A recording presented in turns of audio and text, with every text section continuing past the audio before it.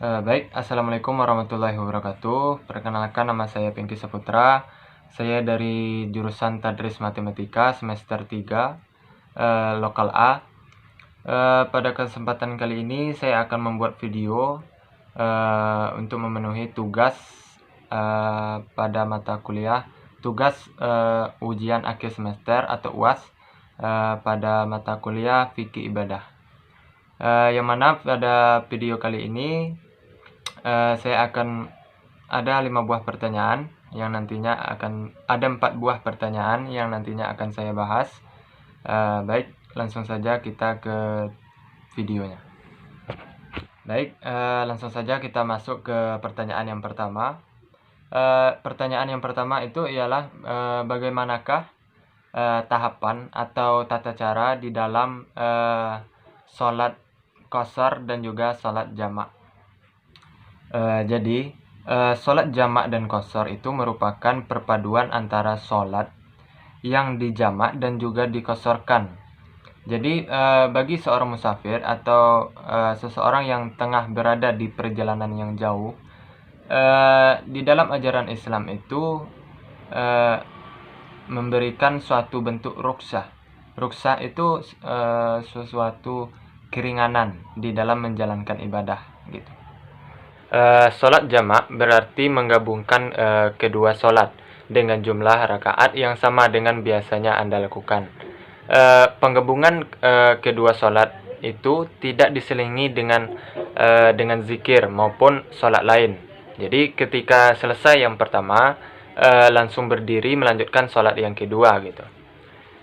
Sholat jamak itu terbagi menjadi dua cara sesuai dengan waktu pengerjaannya. Yang pertama ada yang namanya jamak takdim, dan yang kedua ada namanya jamak takhir.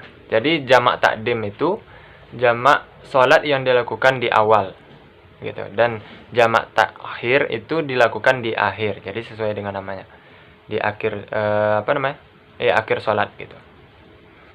Baik, selanjutnya kita masuk ke pertanyaan yang kedua. Pertanyaannya ialah sebutkan langkah-langkah di dalam penyelenggaraan jenazah. Jadi di dalam Islam ada 4 kewajiban seorang muslim terhadap jenazah.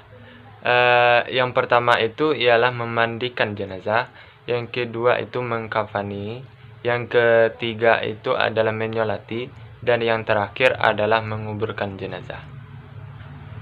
Baik, kita masuk ke pertanyaan yang ketiga. Pertanyaannya ialah bagaimana pandangan saudara tentang pelaksanaan haji itu dilakukan dengan uang hasil korupsi. Jadi hukum dasar dari korupsi di dalam Islam itu adalah hukumnya haram. Al-Quran pun dengan tegas melarang kita untuk memakan harta dengan jalan yang batil.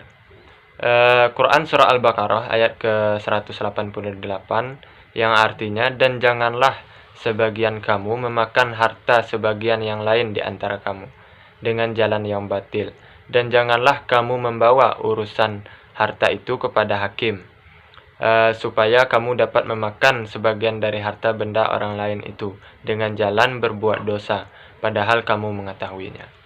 Jadi fatwa MUI menjelaskan bahwa korupsi itu sebagai riswah, pemberian yang diberikan seseorang kepada orang lain atau pejabat dengan maksud memuluskan suatu perbuatan yang batil, itu tidak dibenarkan di dalam syariat Islam. Jadi berhaji dengan uang yang sudah dijelaskan di dalam Al-Quran bahwa korupsi itu sangat dilarang dan hukumnya adalah haram.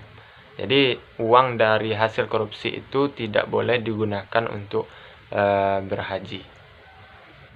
Baik, selanjutnya kita masuk ke pertanyaan yang keempat, yaitu sebutkan dalil tentang taharah. Quran surah Al-Baqarah ayat ke-222 Innallah yuhibbut tawabin wa yuhibbul mutatahhirin.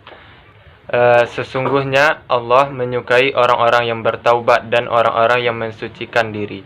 Jadi menurut syarat taharah itu adalah mengangkat atau menghilangkan penghalang yang timbul dari hadas dan najis. Baik, mungkin itu yang dapat saya jelaskan pada pertemuan kali ini. Lebih dan kurang saya mohon maaf. Akhir kata saya akhiri dengan billahi fasabilil haq fastabiqul khairat. Wassalamualaikum warahmatullahi wabarakatuh.